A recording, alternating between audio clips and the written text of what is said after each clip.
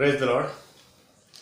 ನಮ್ಮ ಪ್ರಭುವಾದ ಯೇಸು ಕ್ರಿಸ್ತನ ಹೆಸರಿನಲ್ಲಿ ನಿಮ್ಮೆಲ್ಲರನ್ನು ಈ ದಿನದ ಆರಾಧನೆಗಾಗಿಯೂ ದೈವ ಸಂದೇಶಕ್ಕಾಗಿಯೂ ನಾನು ಸ್ವಾಗತಿಸ್ತಾ ಇದ್ದೇನೆ. ವಿಶೇಷವಾದ ರೀತಿಯಲ್ಲಿ ಈ ದಿನ ನಾವು ಯೂತ್ ಸಂಡೇ ಎಂಬುದಾಗಿ ನಾವು ಆಚರಿಸುತ್ತಾ ಇದ್ದೇವೆ. ಯವನಸ್ಥರ ಈ ಒಂದು ವಿಶೇಷವಾದ ಒಂದು ಆರಾಧನೆಗಾಗಿ ನಾನು ನಿಮ್ಮನ್ನು ಸ್ವಾಗತಿಸ್ತಾ ಇದ್ದೇನೆ.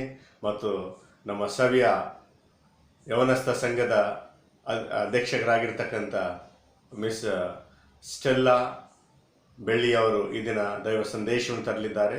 ಅವರಿಗಾಗಿ ವಿಶೇಷವಾದ ರೀತಿಯಲ್ಲಿ ಪ್ರಾರ್ಥನೆ ಮಾಡೋಣ. ದೇವರವರನ್ನು ಈ ಒಂದು ದೈವ ಸಂದೇಶ ತರುವುದಕ್ಕಾಗಿ ಆರಿಸಿಕೊಂಡಿದ್ದಾನೆ ಮತ್ತು ಅವರು ತರತಕ್ಕಂಥ ಒಂದು ವಾಕ್ಯವನ್ನು ನಾವು ಕೇಳೋಣ. ಮತ್ತು ಈ ದಿನದ ದೈವ ಸಂದೇಶವನ್ನು ಕೇಳೋದಕ್ಕಿಂತ ಮುಂಚಿತವಾಗಿ ಪ್ರಾರ್ಥನೆಯಲ್ಲಿ ನಮ್ಮ ಸಮಯವನ್ನು ಕಳೆಯೋಣ. ಪ್ರಾರ್ಥನೆ ಮಾಡಿಕೊಳ್ಳೋಣ. ಆಕಾಶವನ್ನು ಪೃಥ್ವಿಯನ್ನು ಸೃಷ್ಟಿ ಮಾಡಿ ಅದನ್ನು ಪರಿಪಾಲಿಸಿಕೊಂಡು ಬಂದಂಥ ಅತಿ ಪ್ರೀತಿಯುಳ್ಳ ಕರುಣೆಯುಳ್ಳ ನಮ್ಮ ತಂದೆಯಾದ ದೇವರೇ, ನಿನ್ನ ಪರಿಶುದ್ಧ ಸ್ಥಾನದಲ್ಲಿ ಬಂದು ನಮ್ಮ ಶಿರಗಳನ್ನು ಭಾಗಿಸಿದವರಾಗಿ ನಮ್ಮ ಕರಗಳನ್ನು ಜೋಡಿಸಿ ನಮ್ಮ ಶಿರವನ್ನು ಭಾಗಿಸಿ ನಾವು ನಿನ್ನ ವಂದಿಸುತ್ತೇವೆ, ಕೊಂಡಾಡುತ್ತೇವೆ, ನಿನ್ನ ಆರಾಧಿಸುತ್ತೇವೆ ತಂದೆಯೇ. ವಿಶೇಷವಾದ ರೀತಿಯಲ್ಲಿ ನಾವು ಈ ದಿನ ಯವನಸ್ಥರ ಭಾನುವಾರವೆಂಬುದಾಗಿ ನಾವು ಆಚರಿಸುತ್ತಾ ಇದ್ದೇವೆ. ತಂದೆ, ನಮ್ಮ ಸಭೆಯ MF ಸದಸ್ಯರನ್ನು ಪರಿಶುದ್ಧ ಆಶೀರ್ವದಿಸಿಕೊಡ್ತಾ ಇದ್ದೇವೆ ಮತ್ತು ನಮ್ಮ ಸಭೆಯ ಯವನಸ್ಥರ ಸಂಘದ ಎಲ್ಲ ಪದಾಧಿಕಾರಿಗಳನ್ನು, ಆಫೀಸ್ ಬೇರರ್ಗಳನ್ನು ಸಹ ಪರಿಶುದ್ಧ ಆಶೀರ್ವದಿಸಿಕೊಡ್ತಾ ಇದ್ದೇವೆ ತಂದೆ. ವರ್ಷವಿಡೀ ನೀನು ಅವರೊಂದಿಗಿದ್ದು ಅವರನ್ನು ಕಾಯ್ದು ಕಾಪಾಡಿ ತಂದೆ, ಈ ಒಂದು ಯವನಸ್ಥರ ಮುಖಾಂತರ ನೀನು ಮಹಿಮೆ ಹೊಂದಿದ್ದಕ್ಕಾಗಿ ನಾವು ವಂದಿಸಿಕೊಂಡಾಡೋರಾಗಿದ್ದೇವೆ ತಂದೆ. ವಿಶೇಷವಾದ ರೀತಿಯಲ್ಲಿ ಈ ದಿನ ನಿನ್ನ ಮಗಳು ತರ್ತಕ್ಕಂಥ ದೈವ ಸಂದೇಶಕ್ಕಾಗಿ ನಾವು ನಿನ್ನ ಪ್ರಾರ್ಥಿಸುತ್ತಾ ಇದ್ದೇವೆ. ಆಕೆಯನ್ನು ನಿನ್ನ ಪವಿತ್ರಾತ್ಮನನ್ನು ತುಂಬಿಸಿ ಪ್ರೇರೇಪಿಸಿ ನಡೆಸಬೇಕೆಂಬುದಾಗಿ ನಾವು ಕೋರುತ್ತಾ ಇದ್ದೇವೆ. ನಾವು ಕೇಳತಕ್ಕಂಥ ವಾಕ್ಯಗಳು ತಂದೆ ನಿನ್ನಿಂದ ಬಂದಂಥ ವಾಕ್ಯಗಳೆಂಬುದಾಗಿ ನಾವು ಸ್ವೀಕರಿಸಿದವರಾಗಿ ನಿನ್ನ ವಾಕ್ಯಗಳನುಸಾರವಾಗಿ ನಡೆಯುವಂತೆ ನೀನು ನಮಗೆ ಸಹಾಯ ನೀಡುತ್ತಂತೆ. ವಿಶೇಷವಾದ ರೀತಿಯಲ್ಲಿ ತಂದೆ, ನಮ್ಮ ಸಭೆಯ ಎಲ್ಲ ಯವನಸ್ಥ ಮಕ್ಕಳನ್ನು ಪರಿಶುದ್ಧ ಆಶೀರ್ವದಿಸಿಕೊಡ್ತಾ ಇದ್ದೆ ತಂದೆ. ಯವನದಲ್ಲಿಯೇ ನಿನ್ನ ಸೃಷ್ಟಿಕರ್ತನನ್ನು ಸ್ಮರಿಸುವುದಾಗಿ ಹೇಳುವ ಪ್ರಕಾರ ತಂದೆ, ನಮ್ಮ ಸಭೆಯ ಎಲ್ಲ ಯವನಸ್ಥ ಮಕ್ಕಳು ನಿನ್ನನ್ನು ನಮ್ಮ ಸ್ವಂತ ರಕ್ಷಕನಾಗಿ ಸ್ವೀಕರಿಸಿದವರಾಗಿ ಪ್ರತಿಯೊಬ್ಬರು ನಿನ್ನ ರಕ್ಷಣೆ ಪಡೆದವರಾಗಿ ನಿನ್ನ ರಕ್ಷಣೆ ಮಾರ್ಗದಲ್ಲಿ ನಡೆಯುವಂತೆ ಪ್ರಾರ್ಥಿಸ್ತಾ ಇದ್ದೇವೆ. ಮುಂದಿನ ಆರಾಧನೆಯನ್ನು ಈ ದೈವ ಸಂದೇಶವನ್ನು ನಿನ್ನ ಪರಿಶುದ್ಧ ಆಶೀರ್ವದಿಸಿಕೊಡ್ತೇನೆ, ಆಶೀರ್ವಾದನ ಕೊಡ್ತಾ ಈ ಪ್ರಾರ್ಥನೆಯನ್ನು ಯೇಸುವಿನ ದಿವ್ಯ ನಾಮದಲ್ಲಿ ಬೇಡಿ ಹೊಂದಿದ್ದೇವೆ ತಂದೆಯೇ, ಆಮೇನ್. आइए इस समय हम वचन की ओर आगे बढ़ने से पहले प्रार्थनाओं को करें. आइए अपने आंखों को बंद करके स्वरों को झुकाएं. धन्यवाद धन्यवाद धन्यवाद कहते प्यारे प्रभु जी, आपने हमें मौका दिया, ये सुंदर मौका दिया, इसके लिए आपको कोटि कोटि धन्यवाद कहते राजा. आपने हमें आज तक इतनी अच्छी रीति से संभाला, इसके लिए आपको धन्यवाद कहते राजा. इतनी सारे अद्भुत कार्य आपने हमारे जीवन में किया, इसके लिए आपको धन्यवाद कहते राजा. राजा, हम इस समय जो वचन में कहने जा रही हूँ राजा, मैं मेरी सोच को श्रेष्ठ ना मानते हुए राजा, आप जो मेरी जुबान से कहना चाहते हो वही मैं कहने के लिए मुझे सहायता करने के लिए प्रार्थना करती हूँ राजा. इस वचन के द्वारा जो सुनने वाले लोगों के कानों को स्पर्श करने के लिए आपसे प्रार्थना करती हूँ राजा. हम सभी को आप अभिषेक करने के लिए प्रार्थना करते हूँ राजा. इस वचन के द्वारा हमसे बातें करने के लिए प्रार्थना करते हूँ राजा. ये छोटी सी प्रार्थना मांगते हैं, सुन ले पिता, आमेन. Praise the Lord. For today's verse is chosen from Colossians chapter 2 verse 1 to 7. For I want you to know what a great conflict I have for you and those in Laodicea, and for as many as have not seen my face in the flesh, that their hearts may be encouraged, being knit together in love, and attaining to all riches of the full assurance of understanding, to the knowledge of mystery of God, both of the Father and of Christ, in whom are hidden all treasures of wisdom and knowledge. Now this I say, lest anyone should deceive you with persuasive words. For though I am absent in the flesh, yet I am with you in spirit, rejoicing to see your good order and steadfastness of your faith in Christ. As you therefore have received Christ Jesus the Lord, so walk in him, rooted and built up in Him, and established in the faith, as you have been taught, abounding in it with thanksgiving. Amen. May God Lord bless this holy verse. ಬರೆದ ಸುವಾರ್ತೆ 2ನೇ ಅಧ್ಯಾಯ ವಚನ 1ರಿಂದ 7ರವರೆಗೆ ಓದಿಕೊಳ್ಳೋಣ. ಕೊಲೊಸ್ಸೆ ಅವರಿಗೆ ಬರೆದ ಸುವಾರ್ತೆ 2ನೇ ಅಧ್ಯಾಯ ವಚನ 1ರಿಂದ 7ರವರೆಗೆ ಓದಿಕೊಳ್ಳೋಣ. ನಿಮಗೋಸ್ಕರವೂ ಲವೋದಿಕೀಯದವರಿಗೂ ಗೋಸ್ಕರವೂ ನನ್ನನ್ನು ಕಣ್ಣಾರೆ ಕಾಣದಿರುವವರೆಲ್ಲರಿಗೋಸ್ಕರವೂ ನನಗೆ ಬಹಳ ಹೋರಾಟ ಉಂಟೆಂಬುದು ನಿಮಗೆ ತಿಳಿದಿರಬೇಕೆಂದು ಅಪೇಕ್ಷಿಸುತ್ತೇನೆ. ಹೇಗೆಂದರೆ ನೀವೆಲ್ಲರೂ ಪ್ರೀತಿಯಿಂದ ಹೊಂದಿಕೆಯಾಗಿದ್ದು ಬುದ್ಧಿಪೂರ್ವಕ ನಿಶ್ಚಯವೆಂಬ ಭಾಗ್ಯವನ್ನು ಪಡೆದು ದೇವರು ತಿಳಿಸಿರುವ ಮರ್ಮವನ್ನು, ಅಂದರೆ ತನ್ನಲ್ಲೇ ಜ್ಞಾನವಿದ್ಯಾ ಸಂಬಂಧವಾದ ನಿಕ್ಷೇಪಗಳನ್ನೆಲ್ಲ ಅಡಗಿಸಿಕೊಂಡಿರುವ ಕ್ರಿಸ್ತನು ತಿಳುಕೊಂಡವರಾಗಿ ಹೃದಯದಲ್ಲಿ ದೃಢವಾಗಿರಬೇಕೆಂಬ ಕುತೂಹಲವು ನನಗುಂಟು. ಯಾರಾದರೂ ರಂಜನೆಯಾದ ಮಾತುಗಳಿಂದ ನಿಮ್ಮನ್ನು ಮೋಸಗೊಳಿಸಿಯಾರೆಂಬ ಭಯ ನನಗಿರುವುದರಿಂದ ಇದನ್ನು ಹೇಳಿದ್ದೇನೆ. ನಾನು ಶರೀರದಿಂದ ನಿಮ್ಮ ಬಳಿಯಲ್ಲಿ ಇಲ್ಲದಿದ್ದರೂ ಆತ್ಮದಿಂದ ನಿಮ್ಮೊಂದಿಗಿದ್ದು ನೀವು ಕ್ರಮವಾಗಿ ನಡೆಯುವುದನ್ನು, ಕ್ರಿಸ್ತ ನಂಬಿಕೆಯಲ್ಲಿ ದೃಢವಾಗಿ ನಿಂತಿರುವುದನ್ನು ನೋಡಿ ಸಂತೋಷಪಡುತ್ತೇನೆ. ಆದುದರಿಂದ ನೀವು ಕರ್ತನಾದ ಯೇಸು ಎಂಬ ಕ್ರಿಸ್ತನನ್ನು ಅಂಗೀಕರಿಸಿದಂತೆಯೇ ಆತನಲ್ಲಿದ್ದವರಿಗಾಗಿ ನಡೆದುಕೊಳ್ಳಿರಿ.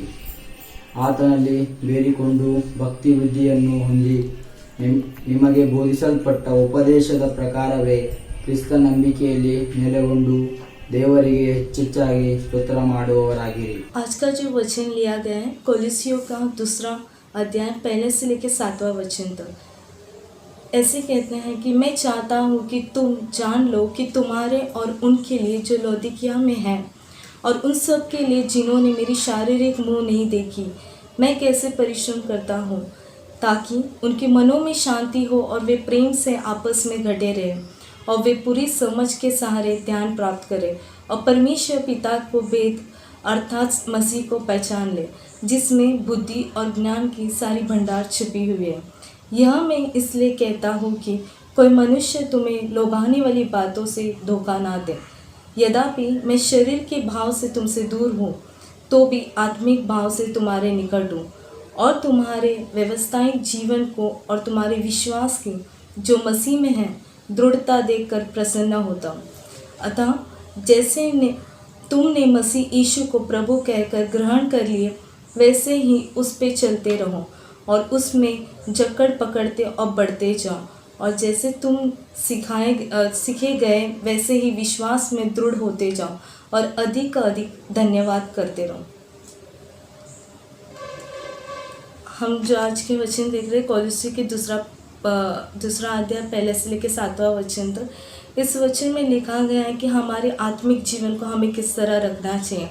और इस वचन हम देखते हैं कि हम सप्ताह में 7 दिन होते हैं, 7 दिनों में हम एक ही दिन कलीसिया आते हैं, और बाकी के जो 6 दिनों होते हैं वो हम बाहरी दुनिया में होते हैं, बाहरी लोगों के बीच में इंटरेक्ट करते हैं। जब हम उनके बीच में होते हैं हमारे आत्मिक जीवन किस तरह दर्शाती है वो बहुत मायने रखता है।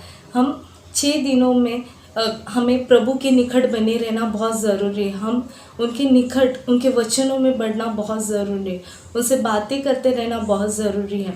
वचन में ऐसे भी कहा गया है कि तुम्हें मनुष्य अपनी बातों से लोभाएंगे, धोखा देंगे, तो हमें वो सारी बुद्धि जो प्राप्त होगी परमेश्वर के द्वारा ही प्राप्त होगी। पहले वचन में लिखा गया, जहाँ पर लिखा गया है, मैं चाहता हूँ कि तुम जान लो कि तुम्हारे और उनके लिए जो लौदीकिया में है, और उन सब के लिए जिन्होंने मेरी शारीरिक मुँह नहीं देखी, और मैं किससे परिश्रम करता हूँ। हमने हमारे परमेश्वर को शारीरिक रूप से नहीं देखे, पर हम दिन प्रतिदिन उनके जो अद्भुत कार्य है वो देखते हैं। हम इतने पापी होने के कारण भी वह हमारे निकट रहकर हमें पापों से बचा रहे। उनके जो अनुग्रह है, उनकी जो आशीष है, वो आशीष के कारण वह हमें बचाते आ रहे, ताकि हम दिन प्रतिदिन उनके निकट बने रहे, उनके साक्षी बनकर खड़े हो जाए। तो दूसरे वचन में जो लौदीकिया, ये वर्ड यहाँ पे पहले वचन में कहा गया है, ये एक एंशिएंट टाइम में एक चर्च था, तो वो यहाँ पे दर्शाया गया। एंड दूसरे वचन में हम देखते हैं, ताकि उनके मनों में शांति और वे प्रेम से आपस में घटे रहे, और वे पूरी समझ के सारे ध्यान प्राप्त करें। दूसरे वचन में हम देखते हैं ताकि उनके मनों में शांति और वे प्रेम के आपस में घटे रहे और वे पूरी समझ के सारे ध्यान प्राप्त करें और परमेश्वर पिता के भेद अर्थात मसीह को पहचान लें। हम जो हैं हम बॉर्न क्रिश्चियन हैं, हम बचपन से एक ख्रिस्ती परिवार में रह चुके हैं और हमारी विश्वास किस तरह है वो हमें लोगों तक पहुंचाना बहुत ज़रूरी है। अगर हम हमारे विश्वास को हम तक रखते हैं, अगर लोगों को हम नहीं बताते सच्चे मसीह कौन है, तो उसकी जो हमें रिस्पॉन्सिबिलिटी दी गई इस दुनिया में हमें बनाने के पीछे बहुत बड़ा पर्पस है, गॉड का बहुत बड़ी योजना है। उस योजना को जानना बहुत ज़रूरी है।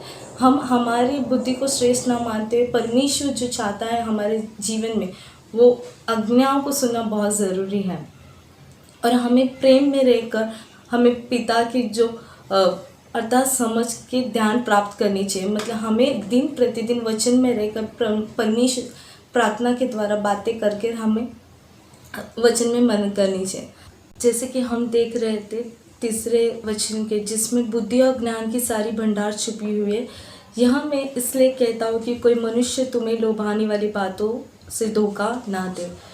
तो हम देखते हैं कि जो मनुष्य हैं, हम जब भी कोई संकट में पड़ जाते हैं ना, हम मनुष्य के पास पहले पहुंचते हैं। हम मनुष्य की बुद्धि को ज़्यादा श्रेष्ठ मानते हैं और मनुष्य में हम मदद ढूंढते हैं। पर यहाँ पे वचन कहता है कि मनुष्य को जो बुद्धि ज्ञान सामर्थ्य देने वाला हमारा परमेश्वर, जिनके करीब हमें जाना चाहिए। कोई भी समस्या रहे हमें परमेश्वर से बातें करनी चाहिए, पर हम मनुष्य को श्रेष्ठ मान के उनके ओर जाते हैं। मनुष्य को बुद्धि ज्ञान देने वाले परमेश्वर, जिन मनुष्य के पास एक लिमिटेड बुद्धि और एक लिमिटेड सहन शक्ति की सामर्थ्य है, पर हमें जो परमेश्वर हमें रचना की है उनके हाथों से, उन्होंने कुछ योजनाओं के लिए हमें बनाया, तो योजनाओं को जानकर परमेश्वर की बुद्धियों से हमें ये जीवन को जीना है। तो यहाँ पे देखते हैं कि यह मैं इसलिए कहता हूँ कि कोई मनुष्य तुम्हें लोभाने वाली बातों से धोखा ना दे। तो हम जब भी कोई इंसान पे ट्रस्ट करते हैं, वो हमें कोई भी वे से, शायद ही वो रॉन्ग वे बता रहा है या राइट वे, हमें नहीं पता, पर वो लोभाने वाली बातों से हम विश्वास कर लेते हैं। हम देखते हैं जहाँ पे पहले वचन में लिखा गया है, जिन्होंने मेरी शारीरिक मुँह नहीं देखे। कभी कभी हमें लगता है कि परमेश्वर हमारे करीब नहीं है, नहीं दिखता है, हम किस तरह विश्वास करें। एक क्रिस्ती के जीवन में परमेश्वर ने इतनी सारे अद्भुत कार्य करते हैं दिन प्रतिदिन, तो हमें इससे बढ़कर और क्या चाहिए। और हमें कोई भी मनुष्य के लोभाने वाली बातों में धोखा नहीं खानी चाहिए। 5वें वचन में हम देखते हैं, यद्यपि मैं शरीर के भाव से तुमसे दूर हूँ। सेम वर्स जो फर्स्ट है उसमें 5th में भी लिखा गया है कि मैं शरीर के भाव से तुमसे दूर हूँ, तो भी आत्मिक भाव से तुम्हारे निकट हूँ। परमेश्वर आत्मिक भाव से हमारे निकट है, वह हमारे हर एक समस्या को देख रहा है, हमारे दिन प्रतिदिन हमारे उठने बैठने चाल चलन हमारे बातों को देख रहा है। जब भी एक क्रिस्ती बोले तो परमेश्वर को दर्शानी चाहिए, क्या हमारे बोल उस तरह हैं, यह हमें गौर करना चाहिए। यहाँ पे लिखा गया और तुमसे व्यवस्थित जीवन की और तुम्हें विश्वास और जो मसीह में है दृढ़ देखकर प्रसन्न होते।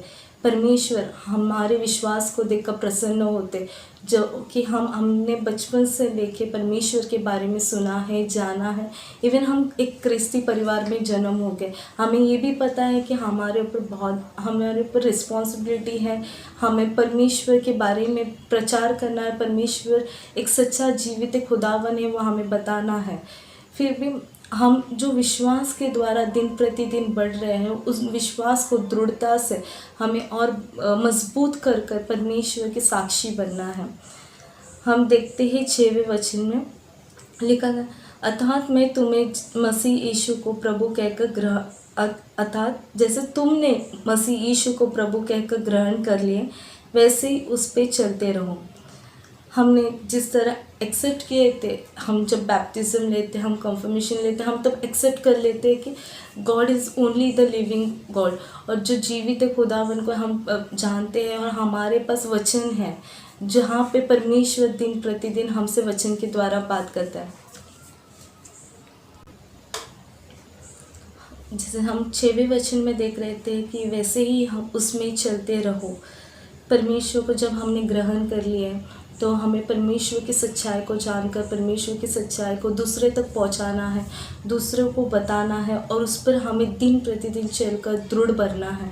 यहाँ पर मैं आप लोगों को एक एग्जाम्पल एक बातें बताना चाहूँगी जो लिखा गया है जेम्स के याकूब के दूसरा अध्याय 14 से लेके 25 वचन तक अगर हम मनन करेंगे, उस वचन में लिखा गया जिस तरह एक विश्वास कार्य के बिना अधूरा है, उसी तरह एक शरीर आत्मा के बिना अधूरा है। तो जिस तरह हम देखते हैं हमें अगर परमेश्वर में विश्वास है तो हमें कार्य के द्वारा बताना ज़रूरी है।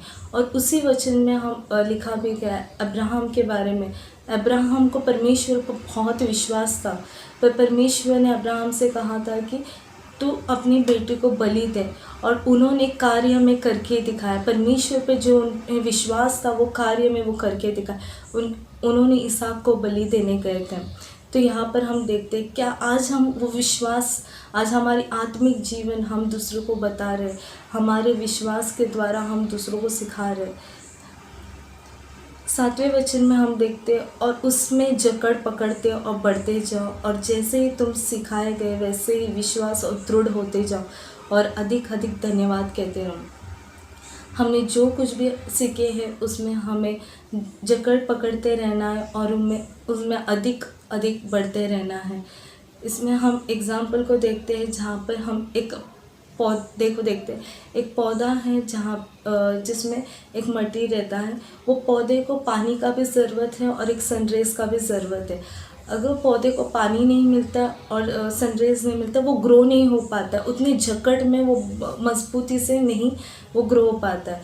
तो यहाँ पे हम अपनी लाइफ को देखते हैं जहाँ पे जो पौधा है वो हम हैं, जो वचन है वो पानी है, एंड प्लस जो सनरेज है वो हमारे टेम्पटेशन से, ट्रायल से, दुख है, वेदना है जो हमारे जीवन में है। तो हम जब भी हमारे दिन और प्रतिदिन को हमें ग्रो करना है परमेश्वर में, तो हमें वचन में मनन करना है, प्रार्थना के द्वारा परमेश्वर के निकट बने रहना है। तो ही हम जो ट्रायल्स और टेम्पटेशंस हो गए, दुख हो गया हमारे लाइफ में, हम उनसे डट कर सामना कर वो भी हमारे जीवन में एक गवाही बनकर आगे आएंगे। और वहाँ पर हम देखते हैं जब हम एक पौधे को सिर्फ सूरज मिलने से वो ग्रो नहीं हो पाता है। जब अगर सिर्फ एक पौधे को सूरज मिलेगा तो मुरझा जाएगा। अगर एक पौधे को सिर्फ पानी मिलेगा तो सिर्फ वो वहाँ तक ही ग्रो कर पाएगा। तो एक पौधे के लिए दोनों चीज़ बहुत ही ज़रूरी है। पौधे के लिए पानी भी बहुत ज़रूरी है और सूरज भी बहुत ज़रूरी है। उसी तरह हमारे आत्मिक जीवन के लिए वचन भी बहुत ज़रूरी है। और जो भी दुख वेदनाएँ आते, परमेश्वर हमारे साथ रह के हमें संभालेंगे और उसमें हमें और बहुतायक रूप से सिखाएंगे और हमें साक्षी के रूप में खड़े करेंगे। तो आज हमने जो वचन में देखे कॉलोसी का 2 से लेकर 7वां वचन तक, ये वचन में पूरे हमारे आत्मिक जीवन के बारे में बताए गए और हमें कितनी दृढ़ता से परमेश्वर में आगे बढ़ते रहने हैं यह हमें यहाँ पर देखे हम। तो हमें दिन प्रतिदिन परमेश्वर में और आगे बढ़ते रहने चाहिए।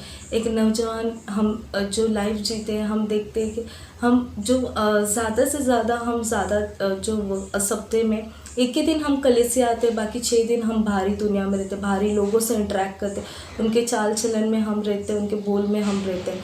पर ये जो वचन में हम मनन करते रहना बहुत ही ज़रूरी है। जो भी हमारे लाइफ में जो भी डिसीजन होगा, जो भी निर्णय होगा, परमेश्वर हमारे साथ रहकर हमें सहायता करेंगे। तो हम जैसे बोलते हैं कि एक यंग को बहुत ज़्यादा टेम्पटेशंस आते हैं, जहाँ बाहरी दुनिया में हम किस तरह लड़ पाते या नहीं पाते, हम वचन में कमज़ोर हो रहे हैं, हम आत्मिक जीवन में कमज़ोर हो रहे हैं।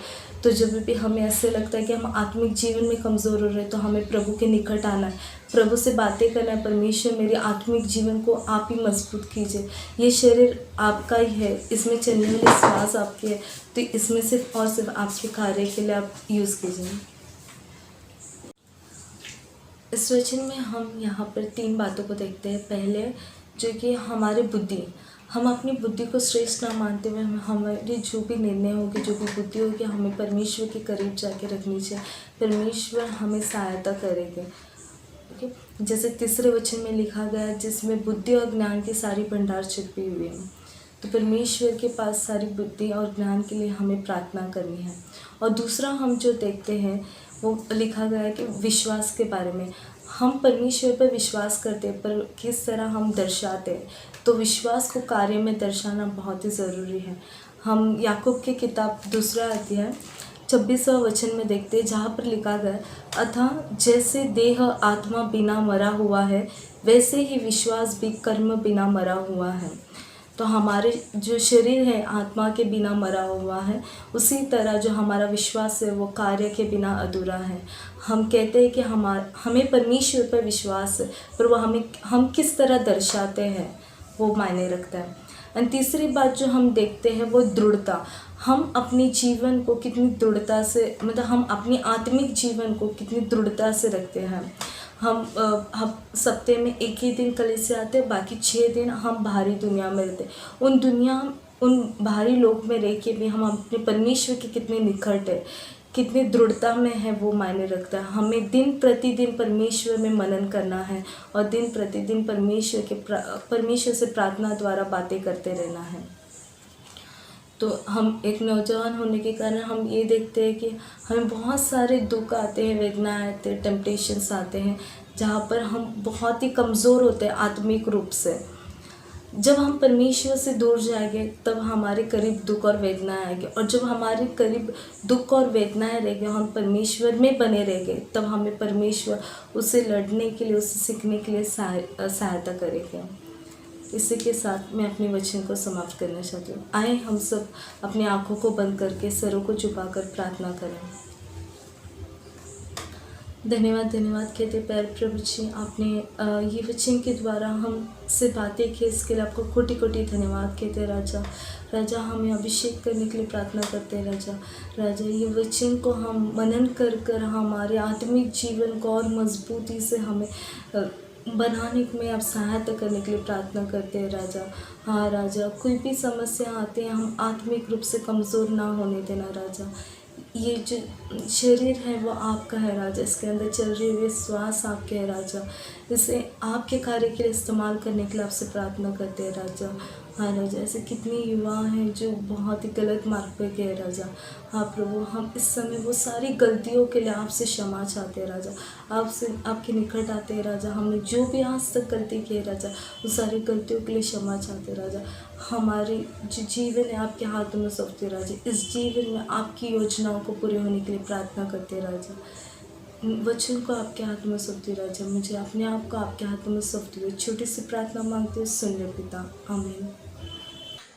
ಕರ್ತನಲ್ಲಿ ಪ್ರಿಯರೇ, ನಾವು ಈ ದಿನ ಯೌವನಸ್ಥರ ವಿಶೇಷವಾದ ಒಂದು ಭಾನುವಾರವನ್ನು ಆಚರಿಸಿದ್ದೇವೆ ಮತ್ತು 25ನೇ ತಾರೀಕಿಗೆ ಹಾರ್ವೆಸ್ಟ್ ಸಂಡೇ ಎಂಬುದಾಗಿ ಆಚರಿಸಬೇಕೆಂಬುದಾಗಿ ನಾವು ನಿರ್ಣಯಿಸಿದ್ದೇವೆ. ಆದರೆ ನಮ್ಮ ಸಭಾಪಾಲನಾ ಸಮಿತಿ ಅಂದರೆ ಪಾಸ್ಟರ್ ಕಮಿಟಿಯವರು ನವೆಂಬರ್ನಲ್ಲಿ ಹಾರ್ವೆಸ್ಟ್ ಸಂಡೇ ನಾವು ಅರೇಂಜ್ ಮಾಡಲಿಕ್ಕೆ ಕೇಳಿಕೊಂಡಿದ್ದಾರೆ. ಆದ ಕಾರಣ 25ನೇ ತಾರೀಕಿಗೆ ನಾವು ಹಾರ್ವೆಸ್ಟ್ ಸಂಡೇ ಎಂಬುದಾಗಿ ನಾವು ಆಚರಿಸ್ತಾ ಇಲ್ಲ.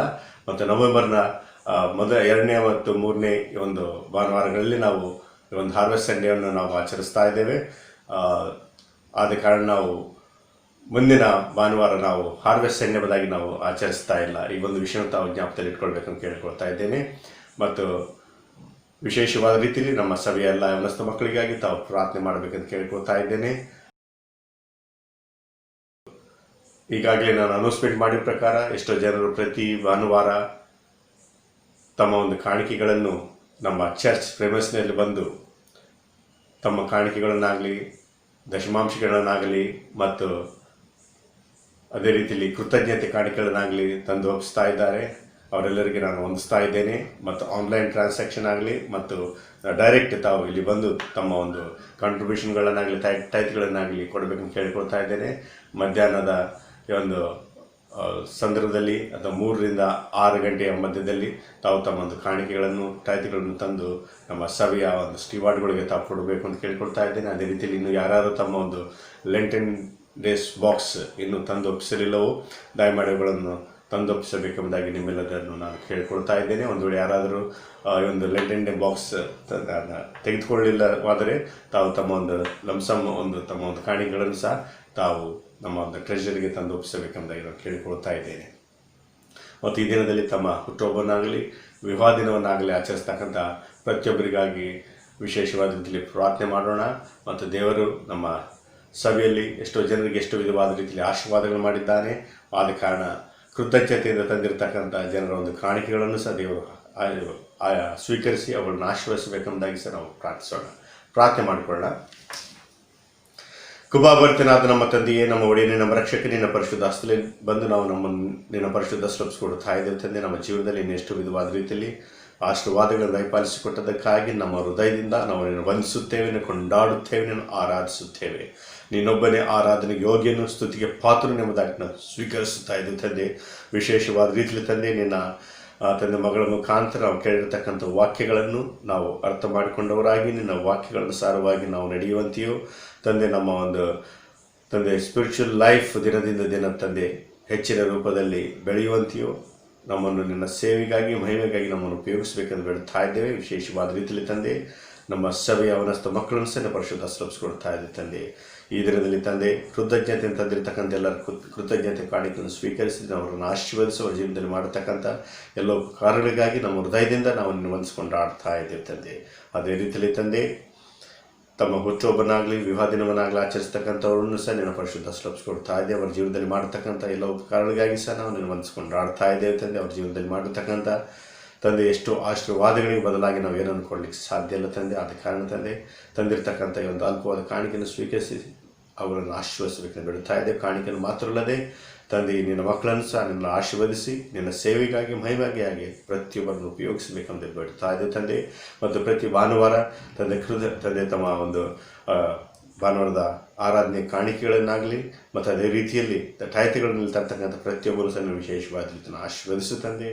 ನಿನ್ನ ಭಂಡಾರದಲ್ಲಿ ತಂದೆ ಆಹಾರ ಶೂನ್ಯವಾಗದಂತೆ ಪ್ರತಿಯೊಬ್ಬರು ಧಾರಾಳವಾದ ರೀತಿಯಲ್ಲಿ ತಂದೆ ಕಾಣಿಕೆಗಳನ್ನು ತಂದೊಪ್ಪಿಸುವಂತೆ ನೀನು ಪ್ರತಿಯೊಬ್ಬರನ್ನು ಆಶೀರ್ವದಿಸಿ ನಡೆಸಬೇಕೆಂಬುದಾಗಿ ನಾವು ನಿನ್ನಲ್ಲಿ ಪ್ರಾರ್ಥಿಸ್ತಾ ಇದ್ದೇವೆ ತಂದೆ. ನಮ್ಮ ಪ್ರಾರ್ಥನೆಯನ್ನು ಆಲೈಸು ತಂದೆಯಲ್ಲಿ ಕೂಡಿ ಬಂದಿರತಕ್ಕಂಥ ಪ್ರತಿಯೊಬ್ಬರನ್ನು ಆಶೀರ್ವದಿಸು. ವಿಶೇಷವಾದ ತಮ್ಮ ಕುಟುಂಬದ ವಿವಾಹ ದಿನವನ್ನು ಆಚರಿಸ್ತಕ್ಕಂಥವನ್ನು ಆಶೀರ್ವದಿಸು. ಅದೇ ಕೃತಜ್ಞತೆಯನ್ನು ತಂದಿರತಕ್ಕಂಥ ಅವರ ಕಾಣಿಕೆಗಳನ್ನು ಸಹ ಸ್ವೀಕರಿಸಿ ನೀನು ಆಶೀರ್ವದಿಸಲು ಬೇಡ್ತಾ ಈ ಒಂದು ಪ್ರಾರ್ಥನೆಯನ್ನು ಯೇಸುವಿನ ದಿವ್ಯ ನಾಮದಲ್ಲಿ ಬೇಡಿ ಹೊಂದಿದ್ದೇವೆ ತಂದೆಯೇ, ಆಮೇನ್.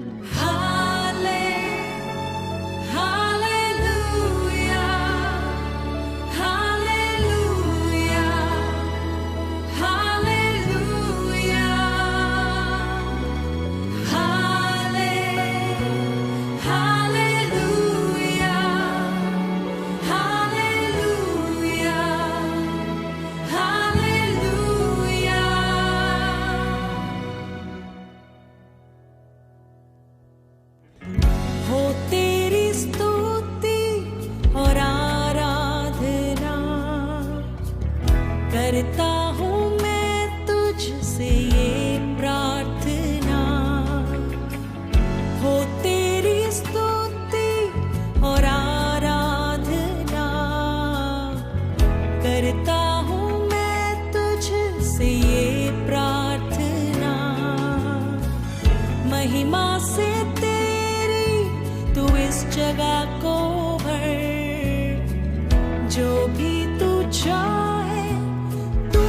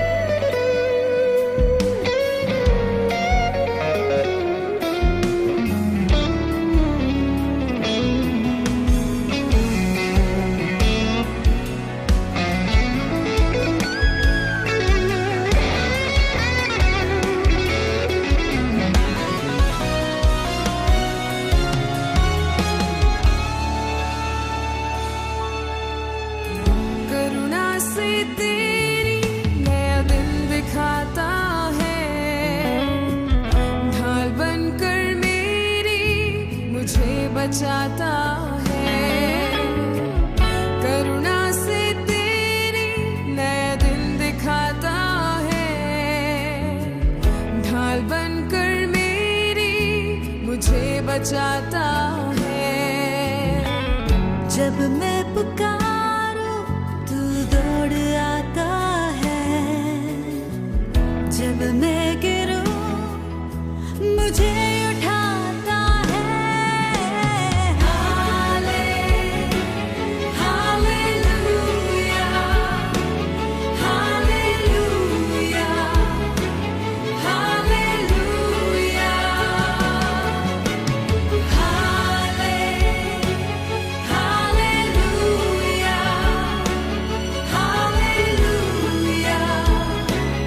हालेलुया,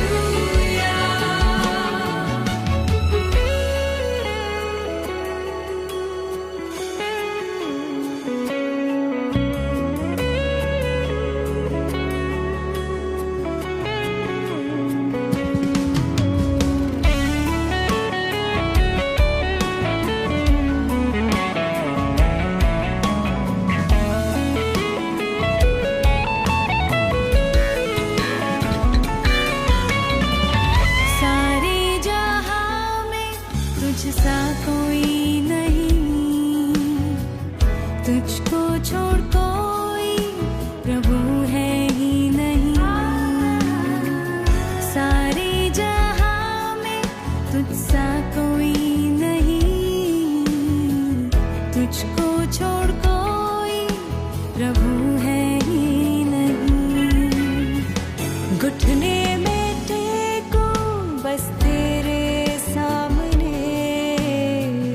तू है मेरा प्रभु, तू मेरा पिता। Hallelujah, hallelujah, hallelujah, hallelujah,